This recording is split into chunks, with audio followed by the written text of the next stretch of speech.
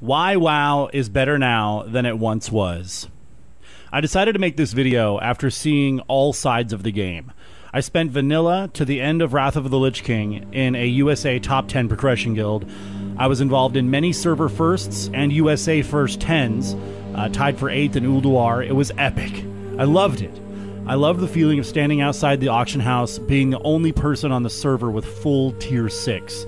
200 people swarming around you, asking you questions, telling you how sweet you look. It was amazing. I loved the feeling of having a title that few other people had seen. Unique mounts. The list goes on and on. I miss flying up to the Black Temple, all of us on our nether drakes, and an entire horde guild scatters on their wind riders.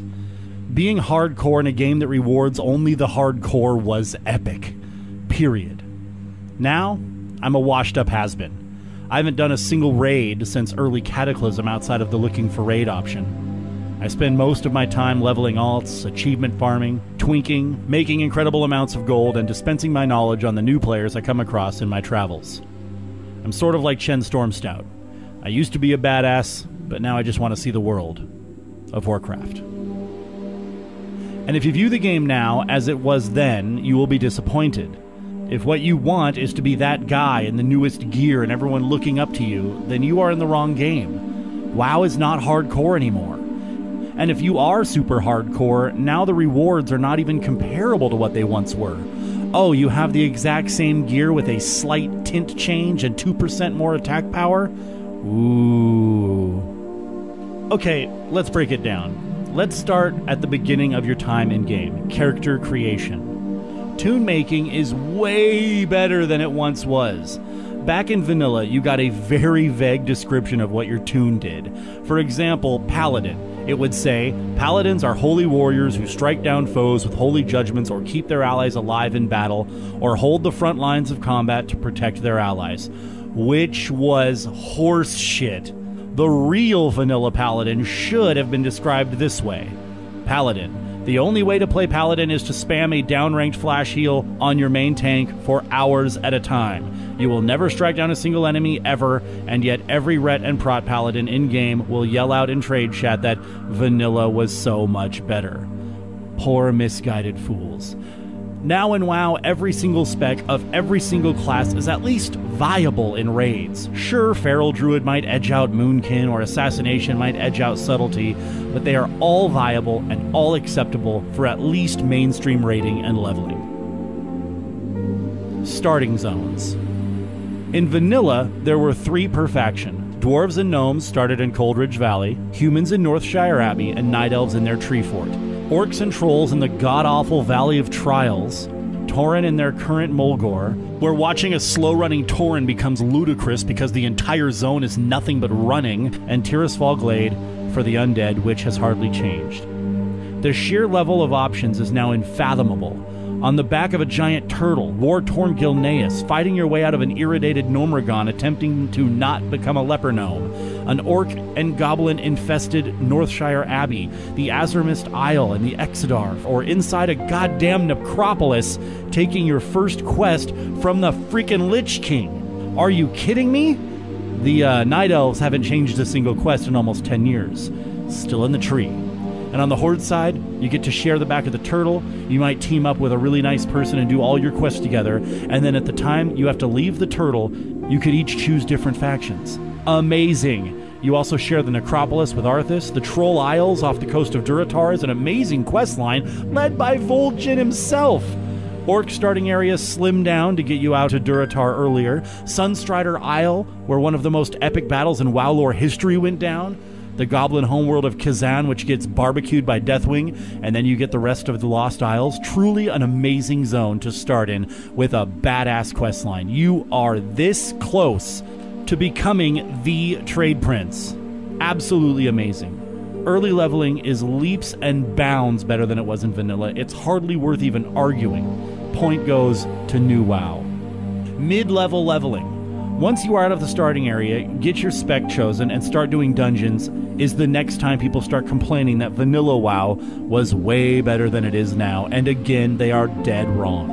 Who remembers sitting in a Stormwind or Orgrimmar spamming, and I mean spamming, because there were no filters, so people were spamming the shit out of trade chat, and it went by faster than you could read it, so you could spam 200 times that you were LFM for VC, which was the old boss in Deadmines, Van Cleef, only to get 4 people in group finally, and then all 4 of them demanding a summon. Or by the time they all ran to you, at least one of them had to go.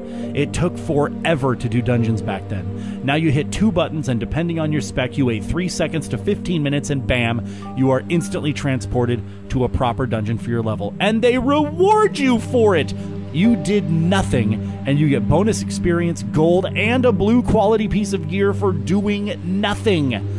Where was my reward bag for putting a group together for Black Fathom Deeps, traveling there and completing it in less than 3 grueling hours? Where's my bonus XP for running on foot for 45 minutes since you had no mount until level 40 to do a dungeon that will, in all honesty, probably not get finished? Early dungeons and mid-level leveling is again clearly going to new WoW. And that doesn't even begin to touch on dungeon quests. It's nice having those guys right inside the dungeon, isn't it? Well, back in the day, you had to travel all over Hell's Half Acre just to find the quests to do the dungeon. It sucked. Remember Scarlet Monastery? You had to go to Desolus to get the main quest for Scarlet Monastery. It sucked. Talent trees. Alright, this one is harder.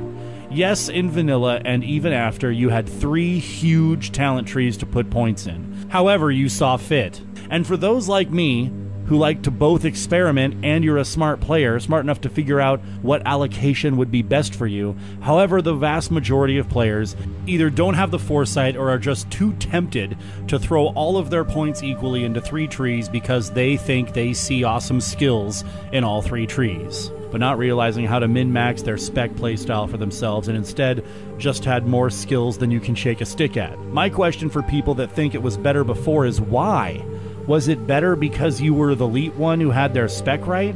What difference does it make if it's easier to figure out your talent tree? From vanilla to now, everyone has always used cookie cutter trees anyways. Some trees had like 3 to 5 points you could put in a handful of places, but none of them changed the game much at all. So unless you were a hardcore experimenter or theory crafter, new WoW gets the point again. The sheer speed of leveling.